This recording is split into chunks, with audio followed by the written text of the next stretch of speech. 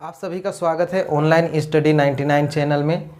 और आज का क्लास है हमारा क्लास 10 का साइंस का ह्यूमन आई चैप्टर, फिजिक्स का जो चैप्टर है ह्यूमन आई, वही हम लोग आज करने जा रहे हैं। तो ह्यूमन आई में क्या क्या पार्ट होता है और ह्यूमन आई किस तरह से काम करता है, ह्यूमन आई है क्या चीज़, इन सब चीज़ों के बारे में आज हम लोग समझेंगे। और हम लोग किसी चीज़ को कैसे देखते हैं, किसी ऑब्जेक्ट को कैसे देखते हैं, ये सब सारा बात पता चलेगा ह्यूमन आई चैप्टर में। सबसे पहले तो आप लोग समझ लीजिए कि देखने के लिए, किसी भी चीज़ को देखना हो तो दो चीज़ का ज़रूरत होता है, एक तो लाइट का और दूसरा चीज़ जो है आई। ये दोनों चीज़ जब सही रहेगा तो हम लोग किसी भी चीज़ को देख सकते हैं।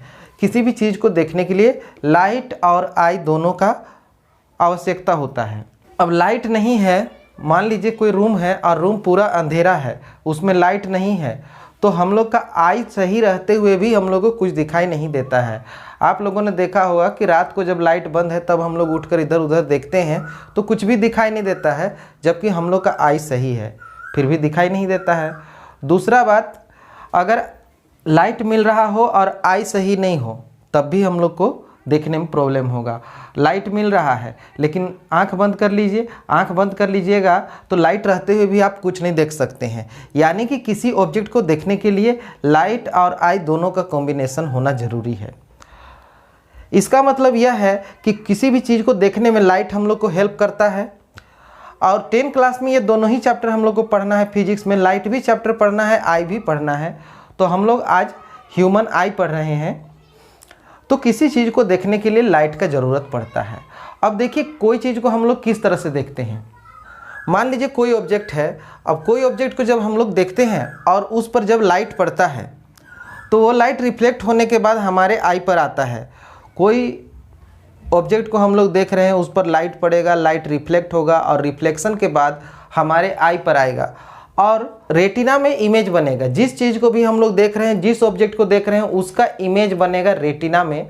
और रेटिना में इमेज बनने के बाद वो जिस चीज़ का इमेज रहेगा वो ऑप्टिक नर्व के थ्रू ब्रेन तक पहुंच जाएगा।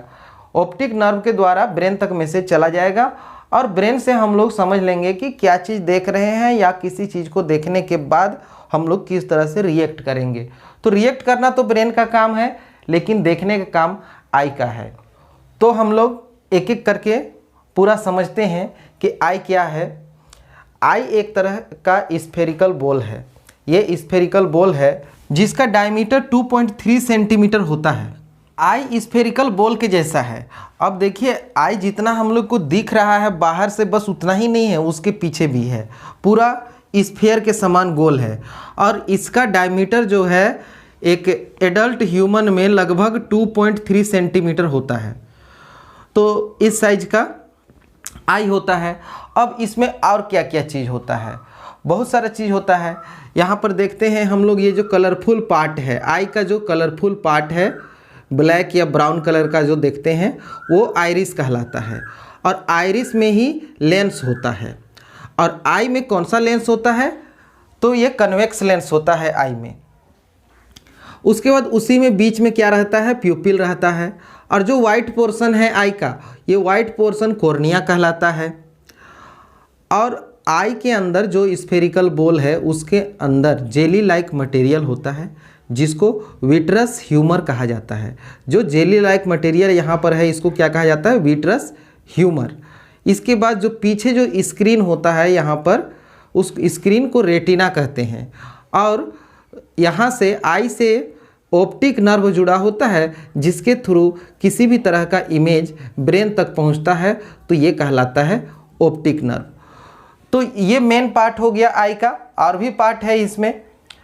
अब जो इम्पोर्टेंट पार्ट है वो इतना ही है, तो एक एक करके हम लोग सबको समझेंगे।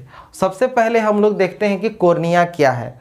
कॉर्निया जो है वाइट पोर्शन, जैसे आई में एक तो कलरफुल पार्ट है और उसको छोड़ के जो वाइट पोर्शन दिखता है, जो बच रहा है वाइट पोर्शन, वो कॉर्निया कहलाता है।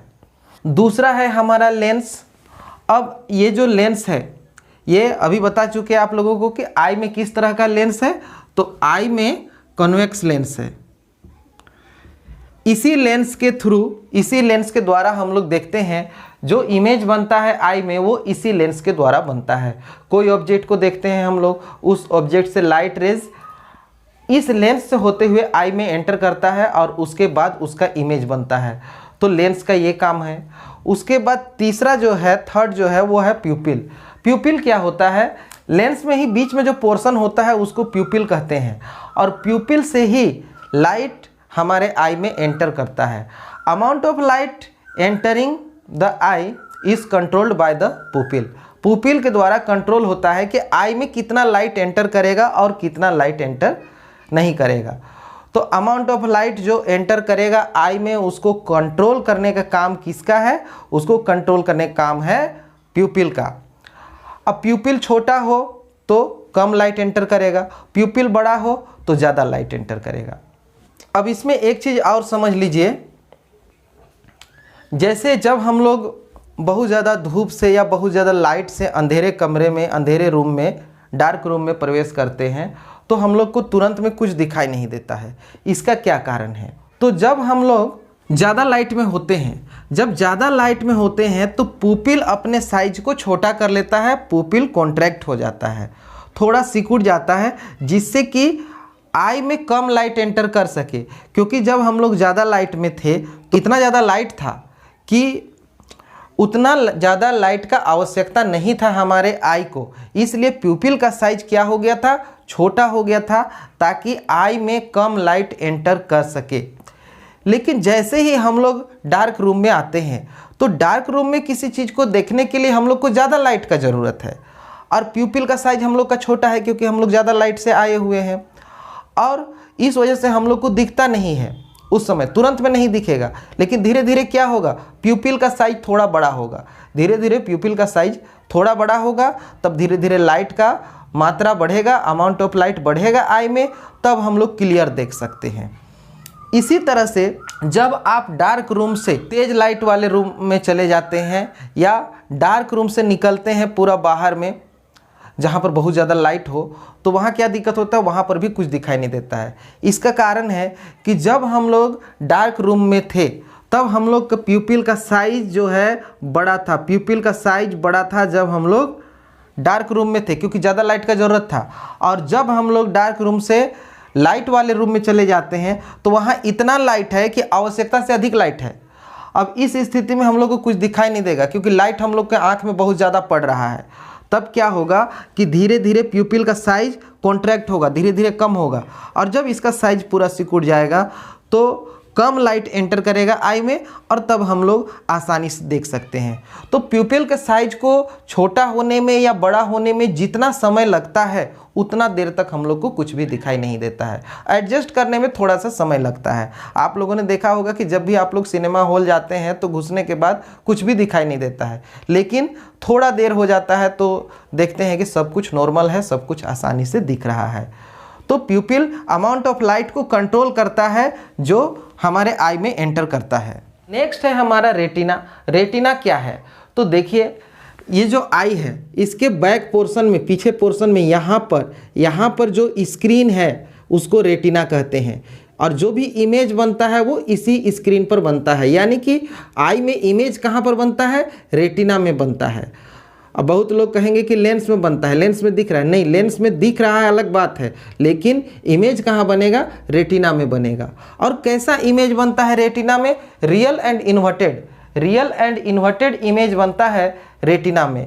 फिर वो इमेज ऑप्टिक नर्व से होता हुआ ब्रेन तक चला जाता है। यहाँ हम लोग का नेक्स्ट पार्ट हो जाएगा ऑप्टिक नर्व।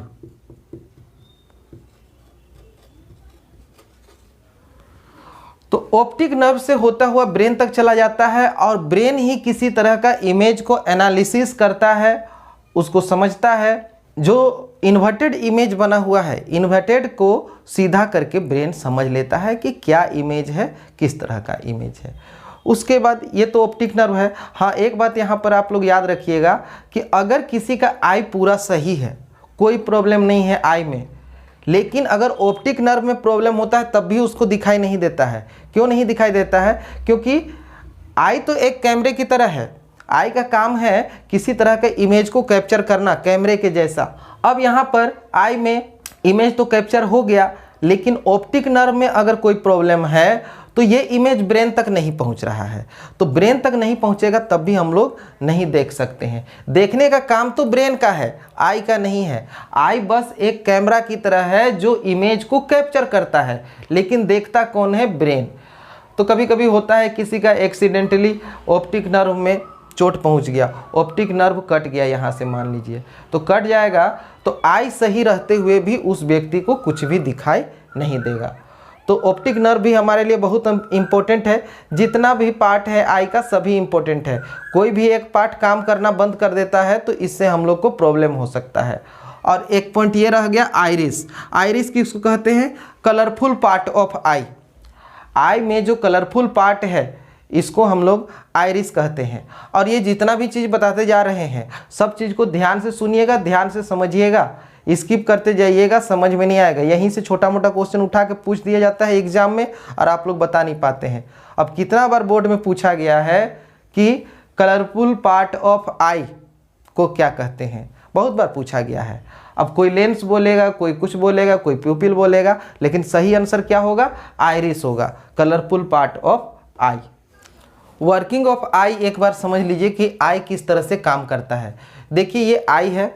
अब कोई भी ऑब्जेक्ट पर जब लाइट पड़ता है, बिना लाइट के तो हम लोग नहीं देख सकते हैं, तो कोई भी ऑब्जेक्ट पर जब लाइट पड़ता है तो उससे रिफ्लेक्ट होकर इस लेंस से, कन्वेक्स लेंस है, इस लेंस से होते हुए यहाँ पर रेटिना पर फोकस होता है। जो रेस यहाँ लेंस से होते हुए जाएगा, मान लीजिए कि ये आई है और इसमें से एक ऑब्जेक्ट है, तो इस ऑब्जेक्ट से इस तरह से रेज जाएगा लेंस से होते हुए, ये रेटिना पर फोकस हो जाएगा यहाँ पर, और जहाँ फोकस हुआ वहीं पर इसका रियल और इन्वर्टेड इमेज बनेगा, यहीं पर रेटिना पर, और ऑप्टिक नर्व से वो ब्रेन तक पहुँच जाएगा और ब्रेन से हम लोग देख लेंगे। तो यही कंसेप्ट है वर्किंग ऑफ आई का। जिस ऑब्जेक्ट को देखेंगे उस पर लाइट पड़ना चाहिए, वो लाइट रिफ्लेक्ट होके आई में आएगा, रेटिना पर फोकस हो जाएगा और रेटिना पर ही उसका इमेज बनेगा जो ऑप्टिक नर्व के थ्रू ब्रेन तक पहुंचेगा और ब्रेन के द्वारा हम लोग जो इन्वर्टेड इमेज है उसको सीधा करके, इरेक्ट करके समझ लेते हैं। तो आई इस तरह से काम करता है। तो वर्किंग ऑफ आई तो हम लोग समझ लिए हैं कि किस तरह से रेटिना में इमेज बनता है और ऑप्टिक नर्व के द्वारा ब्रेन तक पहुंचता है। और एक बात यहाँ पर याद रखिएगा कि जब रेटिना में इमेज बनेगा तो रेटिना में इलेक्ट्रिक सिग्नल जनरेट होगा और वो इलेक्ट्रिक सिग्नल के द्वारा ऑप्टिक नर्व से होता हुआ ब्रेन तक पहुँचेगा। तो जो इमेज है वो ब्रेन तक कैसे जाएगा? ऑप्टिक नर्व से जाएगा, इलेक्ट्रिकल सिग्नल के माध्यम से। अब हम लोग यहाँ पर और कुछ पॉइंट समझेंगे। सबसे पहले हम लोग समझते हैं power of accommodation. Power of accommodation क्या है, इस चीज़ को हम लोग समझते हैं। तो देखिए, हम लोग को देखने के लिए हम लोग नज़दीक का चीज़ भी देखना पड़ता है, हम लोग को दूर का चीज़ भी देखना पड़ता है, बहुत दूर का चीज़ भी देखते हैं और बहुत नज़दीक का भी चीज़ देखते हैं। तो अलग अलग डिस्टेंस में जो चीज़ होते हैं उनको देखने के लिए हम लोग को अलग अलग फोकल लेंथ का ज़रूरत होता है। मान लीजिए कि दूर का चीज़ को देख रहे हैं तो उसके लिए अलग फोकल लेंथ चाहिए, नज़दीक का देख रहे हैं तो अलग फोकल लेंथ चाहिए। तो हर एक ऑब्जेक्ट को देखने के लिए अलग अलग फोकल लेंथ चाहिए। जो आई का लेंस है, ये लेंस तो कोई ख़ास फोकल लेंथ का ही होगा, ये लेंस का कुछ फोकल लेंथ होगा, लेकिन हम लोग को अलग अलग डिस्टेंस में रखा हुआ ऑब्जेक्ट को देखना पड़ता है जिसके लिए अलग अलग फोकल लेंथ का ज़रूरी है। और ये लेंस तो, इसका फोकल लेंथ तो एक ही है। तो जब अलग अलग चीज़ को देखने के लिए अलग अलग फोकल लेंथ का ज़रूरत होता है तो फोकल लेंथ को एडजस्ट भी करना पड़ेगा, क्योंकि जब तक एडजस्ट नहीं करेंगे तो कोई ऑब्जेक्ट कैसे दिखेगा। अब मान लीजिए कि जो भी इसका फोकल लेंथ है अगर वही फिक्स रहेगा तो एक खास रेंज रहेगा, उतना ही दूर तक का ऑब्जेक्ट को हम लोग देख सकते हैं, एक ही जगह का ऑब्जेक्ट को हम लोग देख सकते हैं। इधर उधर ऑब्जेक्ट रखा हुआ रहेगा, कोई नज़दीक रहेगा, कोई दूर में रहेगा, तो हम लोग कैसे देखेंगे? तो इसके लिए हम लोग को फोकल लेंथ को एडजस्ट करना पड़ता है। आप लोग याद रखिए कि जो आई है इसमें फोकल लेंथ जो है फिक्स नहीं रहता है, फोकल लेंथ को एडजस्ट करना पड़ता है, कभी घटाना पड़ता है, कभी बढ़ाना पड़ता है। अब नज़दीक का चीज़ को देखने के लिए कम फोकल लेंथ का ज़रूरत है, जबकि दूर का चीज़ को देखने के लिए अधिक फोकल लेंथ का ज़रूरत होता है। तो फोकल लेंथ को कभी घटाना पड़ता है और कभी बढ़ाना पड़ता है, कभी घटाना पड़ता है, कभी बढ़ाना पड़ता है। तो फोकल लेंथ को घटाने या बढ़ाने का जो क्षमता होता है आई लेंस का, इसी को कहते हैं power of accommodation. Power of accommodation क्या है कि फोकल लेंथ को घटाने या बढ़ाने का क्षमता, एबिलिटी, उसी को हम लोग पावर ऑफ एकोमोडेशन कहते हैं। इसका डेफिनेशन बहुत आसान है, बहुत आसानी से आप लोग याद रख सकते हैं। The ability of eye lens to adjust its focal length is called power of accommodation. तो आई लेंस का पावर को घटाने बढ़ाने का जो क्षमता है, जो एबिलिटी है, उसी को हम लोग पावर ऑफ एकोमोडेशन कहते हैं। और पावर ऑफ एकोमोडेशन के कारण ही हम लोग किसी भी ऑब्जेक्ट को आसानी से देख सकते हैं, चाहे वो हमारे घर में रखा हुआ ऑब्जेक्ट हो काफ़ी नज़दीक, या तो हम सीधे बात करते हैं कि सन और मून का जो कि काफ़ी दूर है। तो किसी भी चीज़ को हम लोग देख लेते हैं बहुत ईजीली, किसके कारण? Power of accommodation. और आप लोग ये भी याद रखिए कि आई लेंस का फोकल लेंथ जो है, फोकल लेंथ इसका फिक्स नहीं होता है, आवश्यकता के अनुसार ये एडजस्ट कर लेता है अपना फोकल लेंथ को। कभी फोकल लेंथ को घटा लेता है, कभी बढ़ा लेता है। और ये फोकल लेंथ को घटाने बढ़ाने का काम किसके द्वारा होता है? तो सिलियरी मसल्स, आई में होता है सिलियरी मसल्स। सिलियरी मसल्स के द्वारा ही फोकल लेंथ को घटाया या बढ़ाया जाता है, फोकल लेंथ को एडजस्ट किया जाता है। और यही चीज़ क्या कहलाता है? Power of accommodation. अब देखिए आखिर फोकल लेंथ जो है कब हम लोग बढ़ा सकते हैं या कब हम लोग घटा सकते हैं? फोकल लेंथ किस तरह से बढ़ता घटता है, आई से कैसे रिलेटेड है? आई अपने आप को क्या करता है जिससे कि फोकल लेंथ बढ़ जाता है और फोकल लेंथ घट जाता है? तो इस चीज़ को भी हम लोग समझेंगे। तो देखिए जो आई लेंस है, आई लेंस कुछ हद तक कर्व है, ये पूरा प्लेन तो नहीं है। आई लेंस इस तरह से प्लेन तो नहीं है, थोड़ा इस तरह से कर्व है, देख रहे हैं आप लोग। तो इसी कर्वेचर को, जो कर्व है, इस कर्वेचर को घटाकर या बढ़ाकर फोकल लेंथ को एडजस्ट करता है। अब मान लीजिए कर्वेचर बढ़ेगा, मान लीजिए कर्वेचर इसका बढ़ रहा है, यानी कि मान लीजिए कि आई लेंस इतना में है, अब ये इसका कर्वेचर इस तरह से बढ़ रहा है। आई लेंस का कर्वेचर बढ़ रहा है, तो बढ़ेगा तो फोकल लेंथ घटेगा। आई लेंस जब ज़्यादा कर्व हो जाएगा, कर्वेचर जब बढ़ेगा तो फोकल लेंथ घटेगा।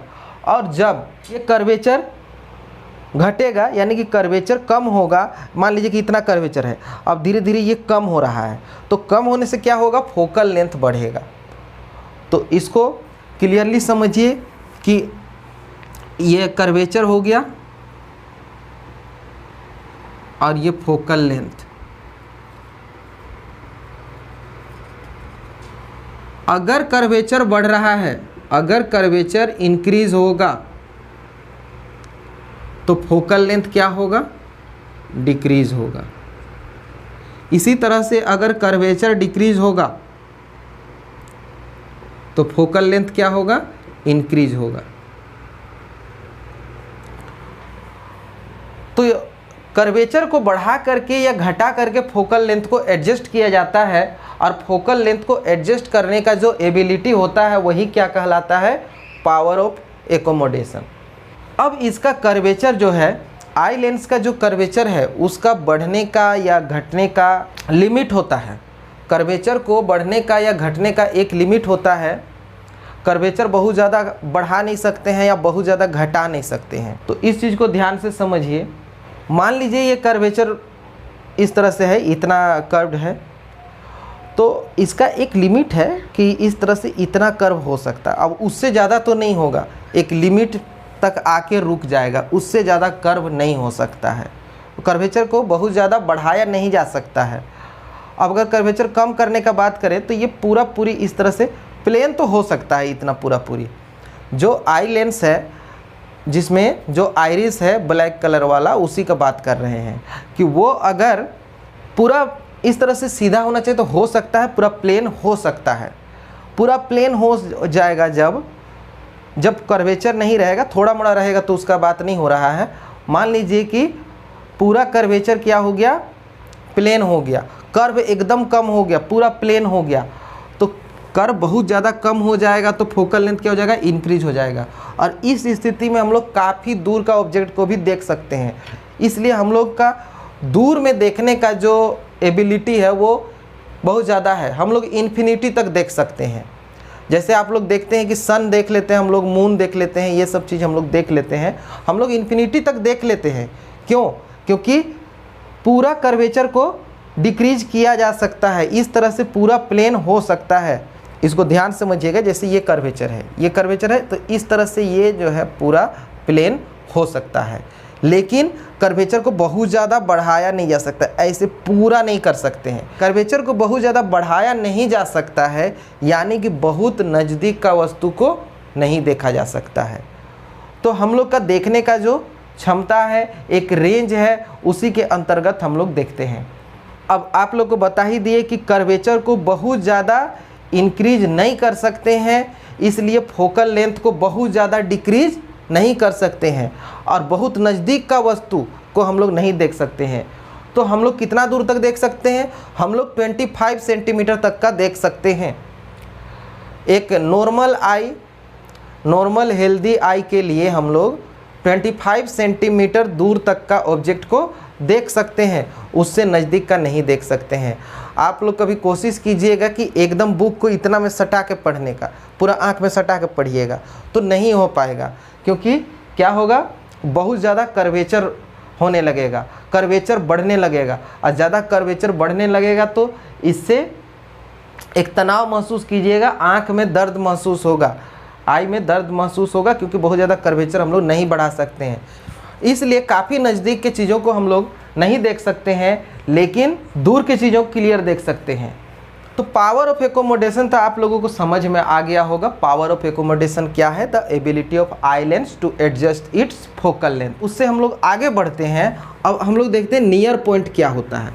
तो देखिए नियर पॉइंट क्या है, जैसा कि अभी हम बताए, जितना भी ये सब पॉइंट है सब पावर ऑफ एकोमोडेशन समझाने में ही हम कवर कर दिए हैं। अभी एक एक करके हम क्लियर कर देते हैं। जैसे आप लोग को अभी बताए कि 25 सेंटीमीटर से नज़दीक नहीं देख सकते हैं। क्यों नहीं देख सकते हैं? क्योंकि हम लोग कर्वेचर को बहुत ज़्यादा नहीं बढ़ा सकते हैं। तो 25 सेंटीमीटर जो हुआ वो हमारा क्या हो गया, नियर पॉइंट हो गया।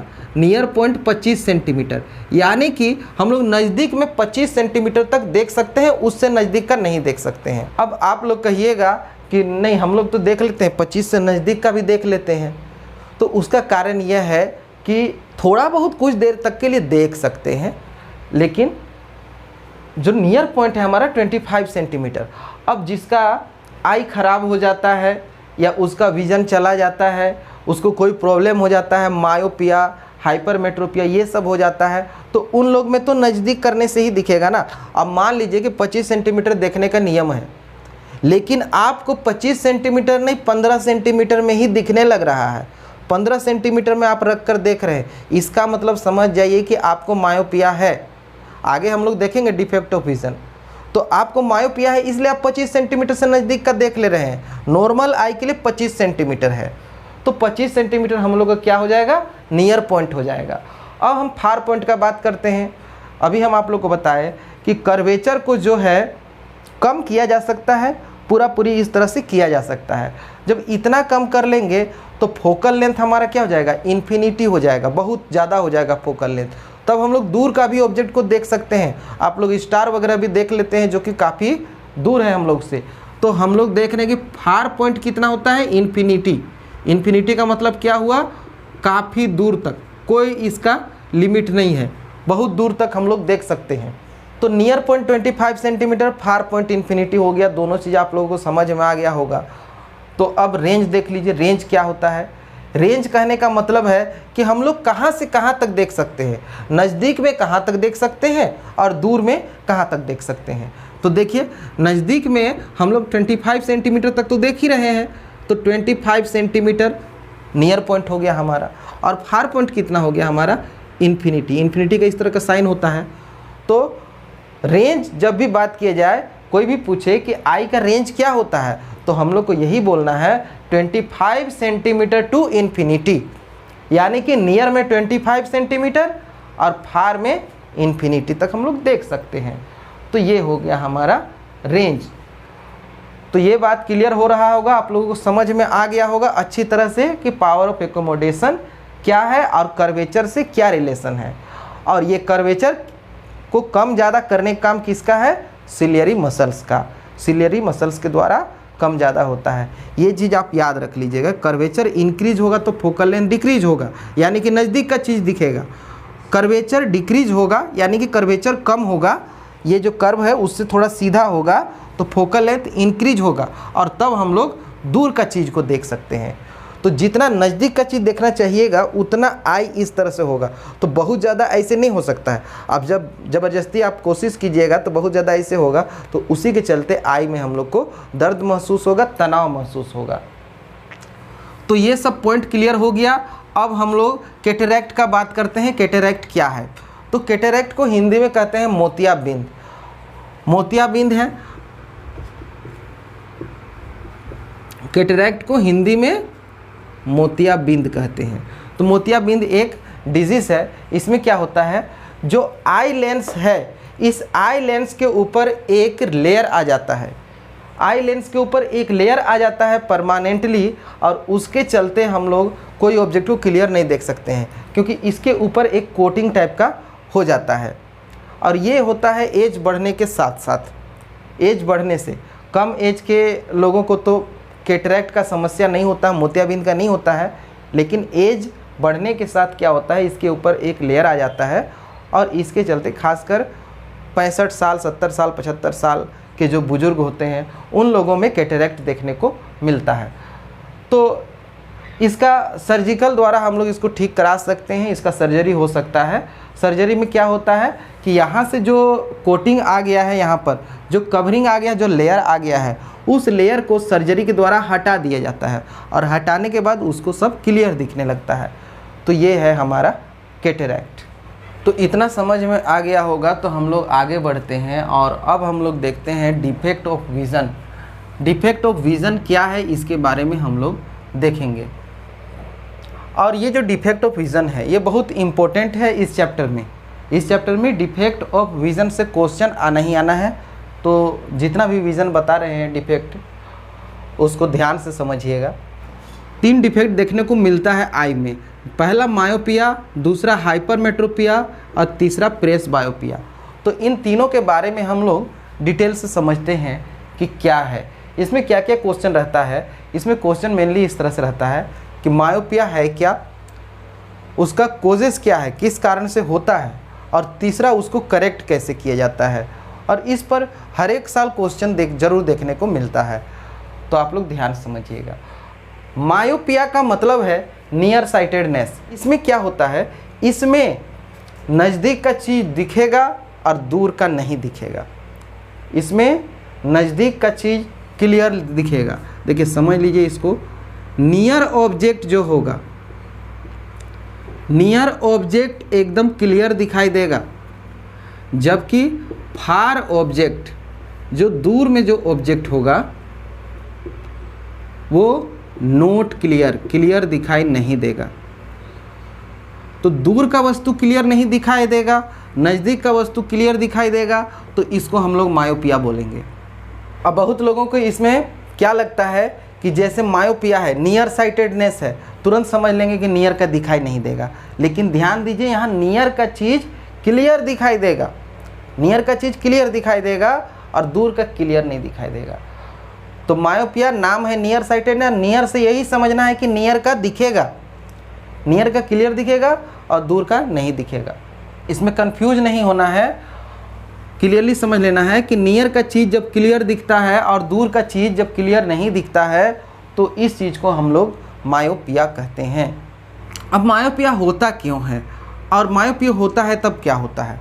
तो देखिए, एक नॉर्मल आई के लिए, ये एक नॉर्मल आई है, ये लेंस है इसका,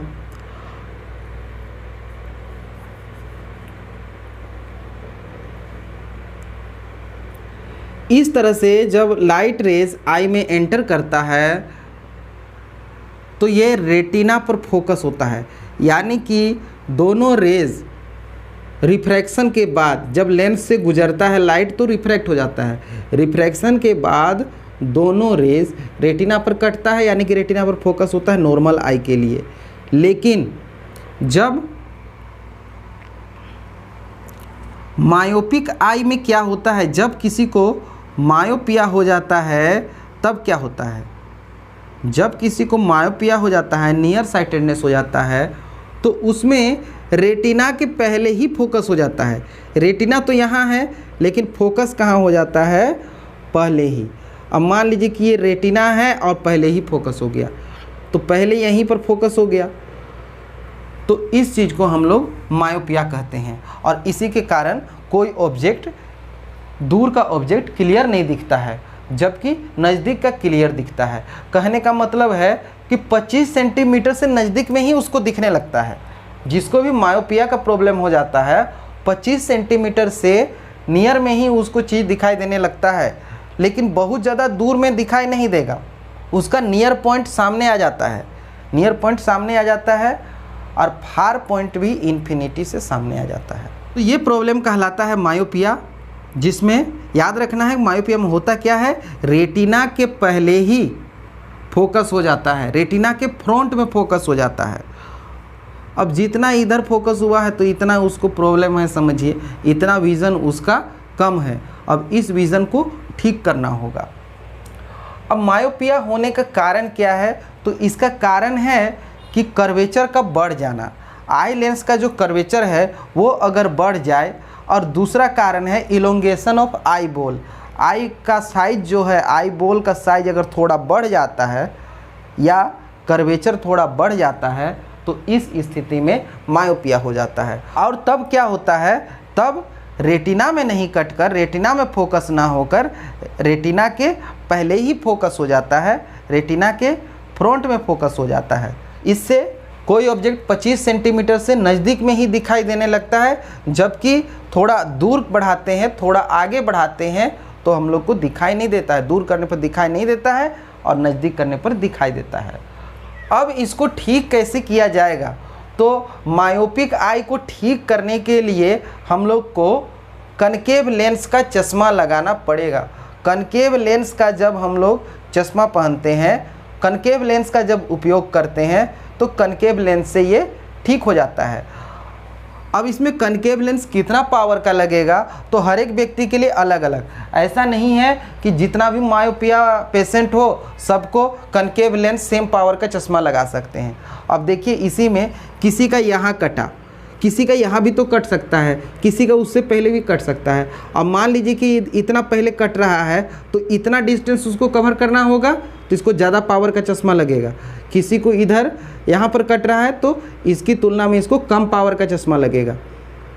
तो इस तरह से जितना का आवश्यकता हो उसके हिसाब से उतना पावर का चश्मा लगाया जाता है। अब चश्मा लगाने के बाद क्या होता है, जब कनकेव लेंस लगा दिया जाता है तो कनकेव लेंस के थ्रू ये लाइट रेज जो एंटर करता है कनकेव लेंस में जाएगा, फिर आई लेंस में जाएगा, तब आगे बढ़ेगा। तो जितना इसमें कमी था उसको पूरा कर देगा वो, और पूरा करने के बाद वापस रेटिना पर कटेगा। कब, जब वो चश्मा लगाया हुआ होगा। तो रेटिना पर कटेगा तो उसको क्लियर दिखेगा, अब कोई प्रॉब्लम नहीं है। चश्मा लगाया कनकेव लेंस का और उसको मायोपिया का प्रॉब्लम ठीक हो गया। लेकिन जब चश्मा खोलेगा तो फिर से उसको रेटिना के फ्रंट में कटेगा।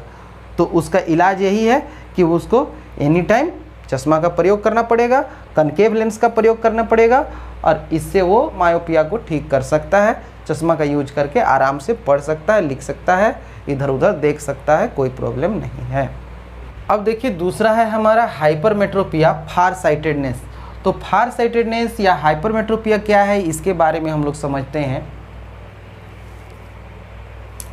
अगर आपको मायोपिया समझ में आ गया है तो हाइपरमेट्रोपिया तुरंत समझ में आएगा, फार साइटेडनेस तुरंत समझ में आएगा, क्योंकि जितना भी चीज़ था मायोपिया में सबको अपोजिट कर दीजिए तो हाइपरमेट्रोपिया का हो जाएगा।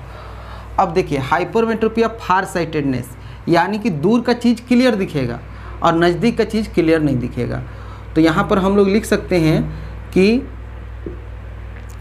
जो फार ऑब्जेक्ट होगा, फार ऑब्जेक्ट यानी कि दूर का जो चीज़ है वो इसमें क्लियर दिखेगा, दूर का क्लियर दिखेगा और नज़दीक का क्लियर नहीं दिखेगा। जो नियर का ऑब्जेक्ट होगा, जो नज़दीक का ऑब्जेक्ट होगा वो क्लियर नहीं दिखेगा, नोट क्लियर। तो दूर का चीज़ क्लियर दिख रहा है और नज़दीक का चीज़ क्लियर नहीं दिख रहा है, यानी कि हाइपरमेट्रोपिया है। इस जो फार साइटेडनेस कहते हैं। जब दूर का चीज़ क्लियर दिख रहा हो, फार ऑब्जेक्ट क्लियर दिख रहा हो और नियर का ऑब्जेक्ट क्लियर नहीं दिख रहा हो, तो इसको हाइपरमेट्रोपिया बोलेंगे, फार साइटेडनेस बोलेंगे। अब नज़दीक का चीज़ क्लियर नहीं दिख रहा है, इसका मतलब क्या है कि 25 सेंटीमीटर पर आपको नहीं दिख रहा है। अगर आपको 25 सेंटीमीटर से दूर करना पड़ रहा है तो समझ लीजिए कि हाइपरमेट्रोपिया है, क्योंकि देखिए फार ऑब्जेक्ट क्लियर दिखेगा। तो 25 सेंटीमीटर से अगर दूर करने से दिख रहा है, उसे नज़दीक करने से नहीं दिख रहा है, तो आपको हाइपरमेट्रोपिया है, फार साइटेडनेस है। इसका नाम है फार साइटेडनेस, उसी से याद रखिए कि फार साइटेडनेस। तो फार में जो ऑब्जेक्ट होगा, दूर में जो ऑब्जेक्ट होगा वो क्लियर रहेगा और नियर ऑब्जेक्ट क्लियर नहीं रहेगा। अब इसमें क्या होता है, जैसा कि आप लोग को बता ही चुके हैं कि नॉर्मल आई के लिए कहाँ पर फोकस होना चाहिए, रेटिना पर फोकस होना चाहिए नॉर्मल आई के लिए। लेकिन मायोपिया में क्या हो रहा था, मायोपिया में रेटिना के आगे में, रेटिना के फ्रंट में फोकस हो रहा था। और हाइपरमेट्रोपिया में क्या होगा, हाइपरमेट्रोपिया में रेटिना के पीछे फोकस होगा। देखिए यहाँ फोकस हो रहा है, रेटिना के पीछे फोकस होगा, यानी कि हाइपरमेट्रोपिया है।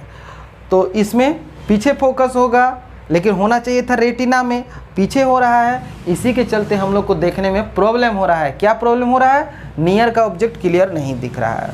उसमें क्या था, दूर का ऑब्जेक्ट क्लियर नहीं दिख रहा था, यहाँ नियर का ऑब्जेक्ट क्लियर नहीं दिख रहा है। अब इसमें भी वही बात है, किसी का इतना में कट रहा है, किसी का इतना में कटेगा तो उसको भी प्रॉब्लम है, किसी का इतना में कटेगा उसको भी प्रॉब्लम है।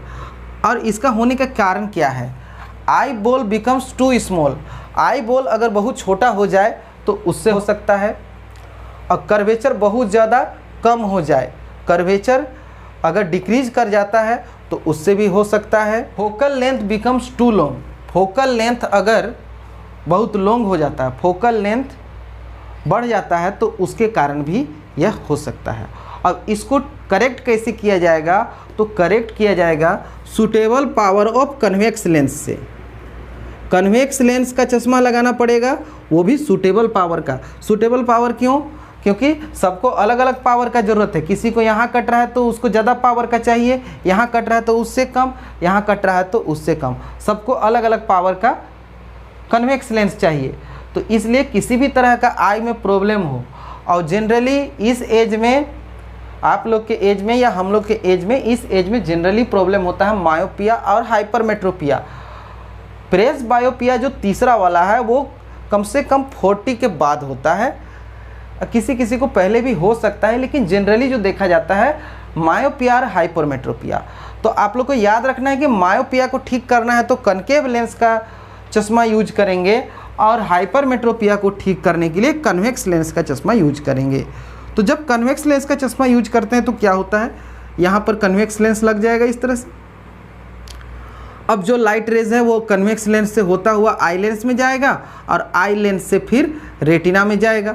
अब ये जो पीछे कट रहा है, तो इस लेंस के कारण, क्योंकि हम लोग सूटेबल पावर का कन्वेक्स लेंस लगाए हैं, इसके कारण इसका फोकस यहाँ से जो है नज़दीक आ जाएगा, ये यहाँ आ जाएगा और यहाँ पर रेटिना पर कटेगा लेंस के बदौलत, और हम लोग आसानी से देख सकते हैं लेंस का यूज करके।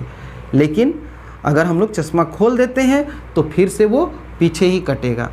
इस तरह का कोई भी डिफेक्ट हो तो इसका इलाज ही है चश्मा, इसलिए हम लोग को चश्मा रेगुलर पहनना चाहिए। जिसको प्रॉब्लम है उसको बार बार चश्मा खोलना पहनना इस तरह से नहीं करना चाहिए, उसका एक रूटीन के तहत उसको फॉलो करना भी हम लोग को ज़रूरी है, ताकि इस तरह का डिफेक्ट से हम लोग को छुटकारा मिल सके, इस तरह के डिफेक्ट के बावजूद हम लोग पढ़ सकें। अब होता क्या है कि बिना चश्मा के भी आदमी पढ़ ही लेता है, तो आदमी लापरवाही करता है, बिना चश्मा के अगर पढ़ पा रहे तो चश्मा नहीं छुएगा, लेकिन जब बाद में फिर चश्मा पहनेगा तो इस तरह से करने से क्या होता है, पावर कम ज़्यादा होने लगता है, आई का पावर चेंज होने लगता है, और चेंज होने से हम लोग को बार बार चश्मा बदलने का ज़रूरत पड़ता है। अब एक चीज़ यहाँ पर यह भी समझिएगा कि अगर कोई आदमी ज़्यादा पावर का चश्मा लगा ले तो क्या होगा।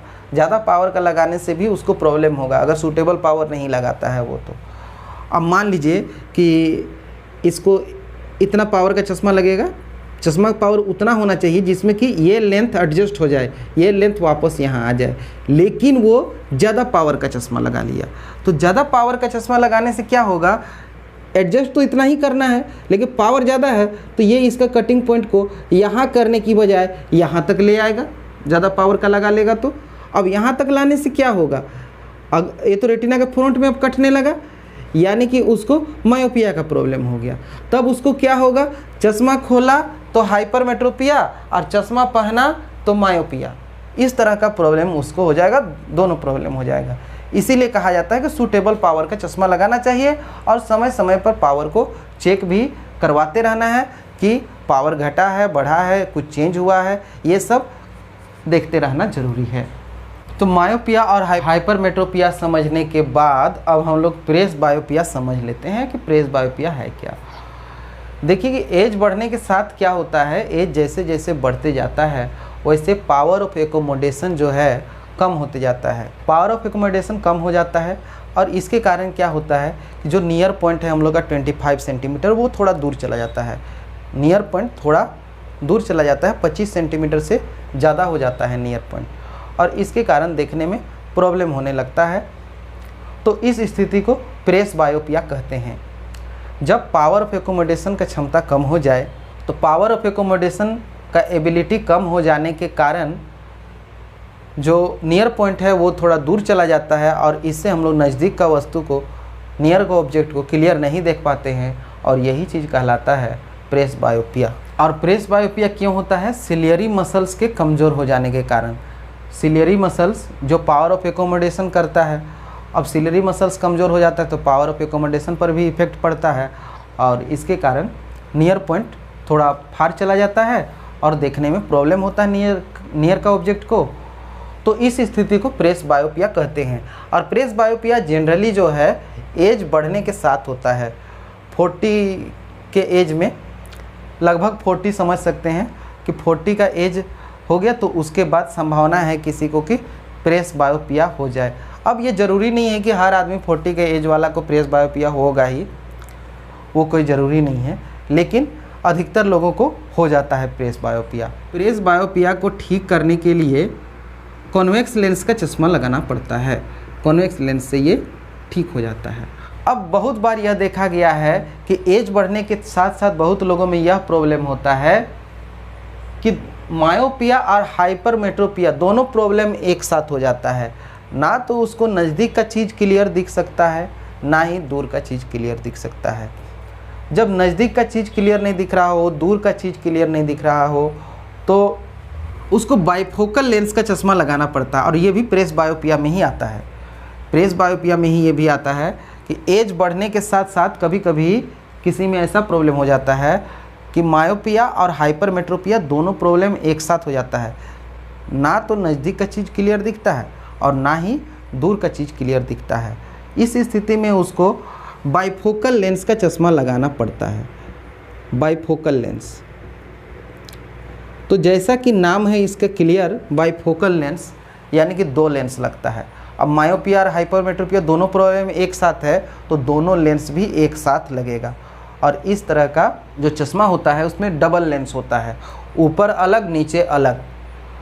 तो आप लोगों ने देखा होगा, तो इस तरह का जो चश्मा होता है इसमें क्या होता है, जो लेंस होता है यहाँ पर अलग से एक लेंस इस तरह से देखते होंगे आप लोग। तो ये जो अलग तरह का जो लेंस नीचे लगा दिया जाता है यही बाइफोकल लेंस है। अब नॉर्मल किसी को मायोपिया हो या हाइपरमेट्रोपिया हो तो एक ही लेंस रहता है, एक ही लेंस रहता है, लेकिन बाइफोकल लेंस इस तरह का होता है, दोनों लेंस होता है। अब इसमें आप लोगों को यह याद रखना है कि ऊपर का जो इसमें होगा, ऊपर वाला कनकेव लेंस होगा, ऊपर वाला कनकेव लेंस होगा और नीचे वाला कॉन्वेक्स लेंस होगा। तो एक कनकेव लेंस होगा ऊपर में और नीचे में कॉन्वेक्स लेंस होगा। इस तरह का दो लेंस लगता है एक साथ बाइफोकल लेंस में। तो प्रेस बायोपिया को अगर सिंपल प्रॉब्लम है नियर पॉइंट फार चला गया है तो उसके लिए तो केवल कन्वेक्स लेंस है, लेकिन दोनों प्रॉब्लम एक साथ है तो बाइफोकल लेंस यानी कि कनकेव और कन्वेक्स का यूज करके ठीक किया जा सकता है। तो आज की क्लास में हम लोग इतना ही करते हैं। डिफेक्ट ऑफ विज़न हम लोग देख लिए और ह्यूमन आई का पार्ट देख लिए, और ये इस चैप्टर का पहला पार्ट है। तो आप पूरा वीडियो ध्यान से देखे होंगे तो समझ में आ रहा होगा, और अगर नहीं देखें ध्यान से, स्किप कर करके आगे बढ़े हैं तो वापस पीछे जाइए और शुरू से जो है पूरा ढंग से देखिए। एक बार ढंग से समझ के कंसेप्ट बनाइए। थोड़ा सा समझ लेने के बाद में मत समझिए कि पूरा हमको कॉन्फिडेंस आ गया, हम तो एकदम अच्छी तरह से सीख चुके। ओवर कॉन्फिडेंस में जब रहिएगा तो समझ नहीं पाइएगा। आपको लगेगा कि हमको समझ में आ गया है, लेकिन एग्ज़ाम में जब उससे रिलेटेड क्वेश्चन आ जाएगा तो आप उसको सॉल्व नहीं कर पाइएगा। इसलिए पूरा वीडियो ध्यान से देखिए, और अगर अच्छा लगेगा, समझ में आएगा तो लाइक कीजिएगा, और जिन लोगों ने अभी तक इस चैनल को सब्सक्राइब नहीं किया है तो सब्सक्राइब करके बेल को ऑन कर लीजिएगा, ताकि हर एक वीडियो का नोटिफिकेशन आपको मिल पाए। और किसी तरह का प्रॉब्लम है तो आप लोग कमेंट कीजिए, कहीं पर नहीं समझ में आया है तो कमेंट कीजिए, हम उसको समझाने की कोशिश करेंगे। तो ठीक है, फिर मिलते हैं अगले वीडियो में। तब तक के लिए जय हिंद, जय भारत।